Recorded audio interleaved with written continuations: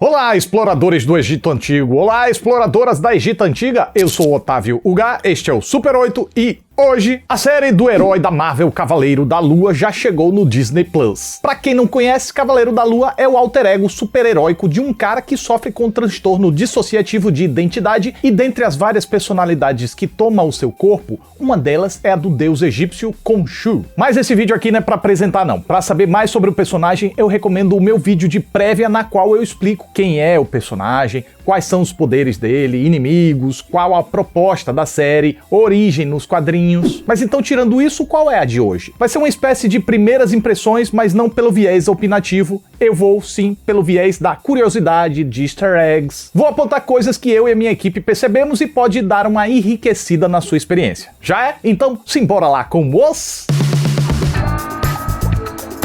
Easter eggs e curiosidades de Cavaleiro da Lua, o super-herói que não se daria bem durante a pandemia, já que ele já tem uma aglomeração na cabeça. Só avisando que esse vídeo tem spoilers dos 3 primeiros episódios. Então se você ainda não assistiu, dá um pulinho lá no Disney Plus e depois você volta aqui. Belezures? Oh yes!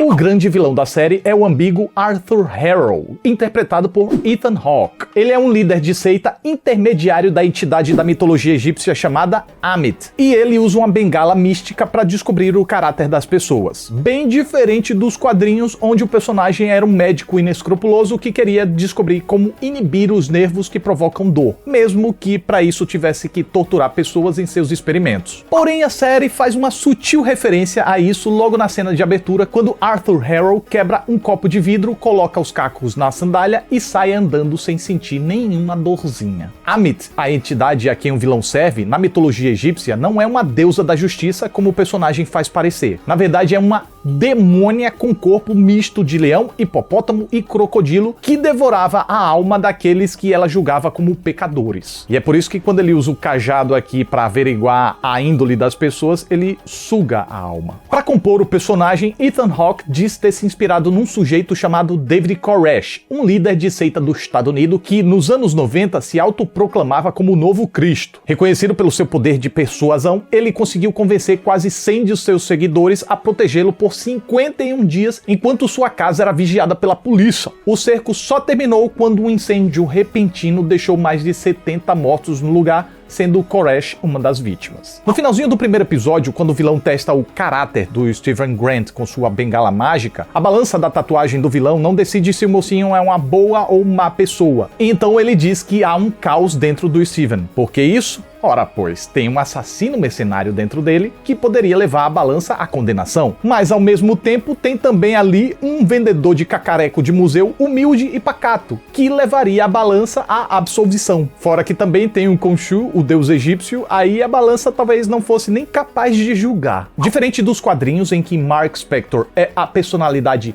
titular do corpo, a série decidiu brincar com isso. Steven Grant é quem começou como a persona principal. A gente de fato só não sabe ainda com qual personalidade aquele corpo nasceu. Porém, uma coisa mantida dos quadrinhos foi o fato do Mark Spector ser um mercenário que foi morto no Egito e ressuscitado por Khonshu. Tanto que no segundo episódio, a persona Mark Spector diz à persona Steven Grant que assim que ele pagar sua dívida com o Khonshu, ele vai deixar o Steven Grant em paz. Mas será que tem alguma pegadinha aí nessa fala dele? A direção usa bastante o reflexo para fazer alusão às múltiplas personalidades de Steven Grant, dando sempre a entender que ele nunca tá sozinho, através de espelhos, poças d'água ou qualquer superfície brilhosa que reflita. As personalidades estão sempre ali vigiando o Steven. Então, tirando os singelos momentos, a direção sempre dá um jeito de compor a cena, de modo que ele tenha seu rosto aparecendo de 2 a 3 vezes, representando o Steven Grant, Mark Spector e o deus Khonshu. A falsa polícia que conduz o Steven até o Arthur fala que o Mark Spector era de uma equipe de mercenários que executou arqueólogos no Egito. A mulher insinua que Mark Spector foi um dos agentes do atentado, mas na verdade, pelo que a gente sabe dos quadrinhos, ele foi uma vítima também ao ser traído. Só que ele teve a sorte de ser ressuscitado pelo Khonshu. Falando nisso, quando Steven tenta explicar um pouco da mitologia egípcia para uma menininha no museu, ele explica que os egípcios tiravam os órgãos dos mortos, menos o coração, porque acreditavam que o coração era fundamental para atravessar o submundo. A garotinha então pergunta se foi ruim quando ele foi rejeitado da passagem da morte egípcia. Ela tá debochando do aspecto decrépito dele, mas a série tá dando uma piscadinha pra gente, referenciando o fato do corpo dele já ter morrido mesmo. No passaporte do Mark Spector, dá pra ver que ele foi expedido em 14 de dezembro de 2018. E o que aconteceu pouco antes, em 2018, acertou quem disse o estalar de dedos do Thanos. Logo, a gente conclui que o Mark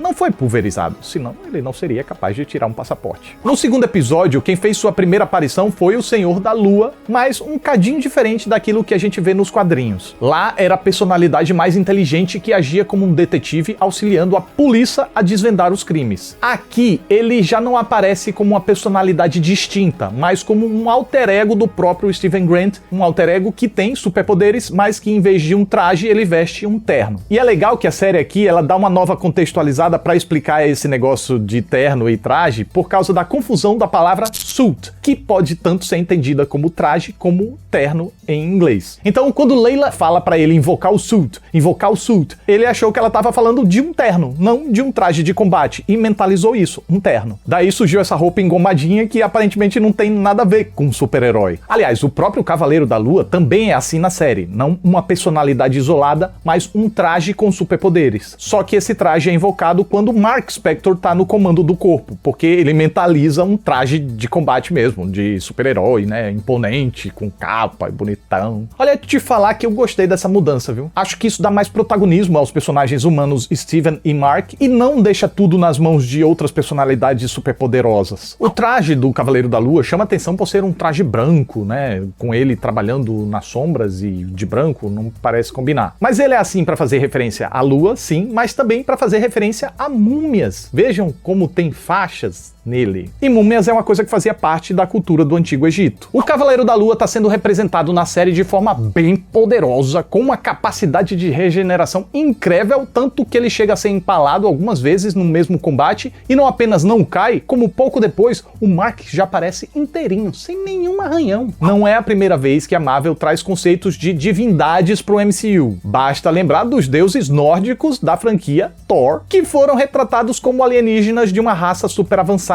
e dos Eternos, que representavam deuses gregos e lendas divinas de vários séculos e acabaram se revelando como robôs extraterrestres criados por entidades cósmicas que pretendiam acabar com a Terra em alguns anos. Em Cavaleiro da Lua, porém, os deuses parecem ser deuses mesmo, da Terra. Pelo menos é o que a gente tem até o momento. No primeiro episódio, Steven Grant menciona que estava incompleto um pôster no museu que mostrava a Enéade, o supergrupo dos deuses egípcios. O pôster citava 7 deuses, enquanto a Enéade era composta por 9. No primeiro episódio é um trechinho que serve mais para mostrar a submissão dele diante da chefe, mas acabou que serviu de prelúdio para o que a gente veria no episódio 3, quando, dentro da pirâmide de Gizé, a gente vê exatas 9 estátuas, mas só aparecem 5 deuses: Isis, Téfnis, Osíris e 2 que não fazem parte da Enéade, Horus e Hathor. Tá tudo bem, são 5 os deuses que a série resolveu retratar. Só que há um plano detalhe curioso que faz questão de mostrar que alguns postos estão ocupados e outros estão vazios. E isso leva a gente a se perguntar: onde estariam os deuses ausentes? Se vai haver ou não conexão, fato é que o vilão de Thor 4, Amor e Trovão, vai ser Gorr, o carniceiro dos deuses, interpretado por Christian Bale. E o objetivo de vida do sujeito, como seu apelido sugere, é eliminar todos os deuses do universo. Então, será que os deuses da Terra estão passando por alguma situação com ele? Ou será que vão passar? Ou apenas se ausentaram da reunião por estarem ocupados? Ou será que estariam aprisionados? Eu digo isso pois nesse mesmo episódio, Khonshu faz aquela volta no tempo das estrelas e acaba sendo aprisionado numa pequena estatuazinha. E olha se não tinha um monte de estatuazinha dentro da pirâmide durante a reunião. Não tendo com quem conversar, Steven costuma desabafar com o cara que faz estátua viva nas ruas de Londres. Parecia ser só uma piada para evidenciar a solidão do Steven. Mas os créditos do episódio chamam esse cara de Crowley. Nos quadrinhos do Cavaleiro da Lua, Bertrand Crowley é um mendigo que leva e traz informações sobre o mundo do crime para o Mark Spector. Além disso, essa mudança de mendigo para uma estátua viva remete ao fato do herói, nos quadrinhos, se comunicar com Deus Khonshu por meio de sua estátua. Donna, a chefe mala sem alça do Steven no museu, é uma espécie de inversão do que a personagem era nos quadrinhos. Lá, esse nome representava a publicitária do Mark Spector e assessorava o mercenário. Ou seja, seja, ela lá recebia ordens. Aqui na série, a chefia se inverteu e quem manda é ela. O interesse amoroso do protagonista também foi adaptado. Aqui, a esposa de Mark Spector é a arqueóloga egípcia Layla El-Fahuli. Nos quadrinhos, o interesse romântico dele era Marlene Al-Roon, que esteve diretamente ligada ao incidente que transformou Mark Spector no avatar de Khonshu. Quando Steven encontra o celular do Mark em seu apartamento, ele vê um monte de chamadas da Layla, mas entre elas tem uma ligação de um tal de Duchamp. Mas quem é esse? Nas HQs, Jean-Paul Duchamp era um piloto de helicóptero e mercenário que também era o melhor amigo de Mark Spector. E aí, será que ele vai aparecer também ou foi só um easter egg? Quando Layla e Mark estão tentando descobrir o lugar onde o Arthur está escavando para achar a Amit, eles conhecem um rico colecionador de artefatos raros chamado de Anton Mogart. Nos quadrinhos, seu alter ego é o Homem da Meia-Noite, um dos maiores vilões do Cavaleiro da Lua que roubava artefatos e obras de arte para sua coleção. Ele tem um uniforme bonitão e eles já trocaram uns bons sopapos. Na primeira vez que o Cavaleiro da Lua aparece com seu traje bonitinho, ele enfrenta uma criatura que todo mundo acreditou nos trailers que fosse o lobisomem. Gente, eu falei pra vocês no meu vídeo de prévias, tem lobisomem não. Vídeo patrocinado aqui, eu tenho informações privilegiadas. Então desapega de lobisomem. Mas então, aquela criatura é um chacal mitológico egípcio que não é visível por quem não tem um poder sobrenatural em si. E é uma criatura que age como um capanga. Porém, tem referência aí sim. Por quê? Porque é um bicho canino. E o Cavaleiro da Lua aparece pela primeira vez na série pra combater esse bicho, fazendo uma alusão direta à primeira aparição do herói nos quadrinhos, na qual ele surge para enfrentar outro bicho canino, aí sim, o lobisomem. Quando Steven descobre o locker do Mark, na porta tem um QR Code. E é claro que eu andei xeretando para ver se era um endereço válido. E te falar, é sim! Você é direcionado para um site onde encontra o quadrinho completo da segunda aparição do Cavaleiro da Lua, Werewolf by Night, número 33 de 1975. Sim, a segunda, porque a primeira vez que ele apareceu nos quadrinhos foi na edição 32 de Werewolf by Night. Mas isso passou batido na série? Passou não. A série lembra disso com carinho através de um easter egg no teto desse ônibus quando o Steven é derrubado. WBN32, que é Werewolf by Night, edição 32.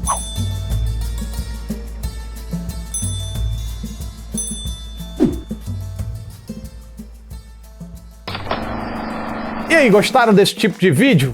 Quem sabe não volta mais por aqui, né? E você aí, tá acompanhando o Cavaleiro da Lua? Também deixa aí o que é que vocês estão achando. Então é isso. Mais um Super 8 tá chegando ao final. Eu fico muito grato pela atenção de vocês. Muito obrigado. Até a próxima aí.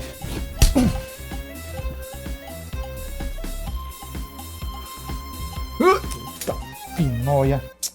Hoje sim eu honrei a palavra com os pobres. É isso.